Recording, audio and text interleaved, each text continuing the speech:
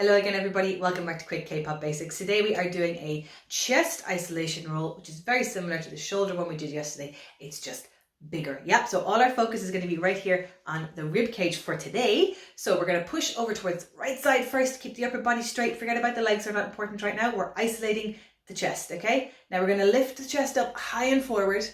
Okay, that chest comes up, shoulders come back. Okay, now we're going to the left side of the rib cage, pushing all the way over there. Very good. And we're going to bring it down just like yesterday. Shoulders come forward, chest is down. Push it back over to the right side, bring it through the front, back into the left ribs, and down. Very good.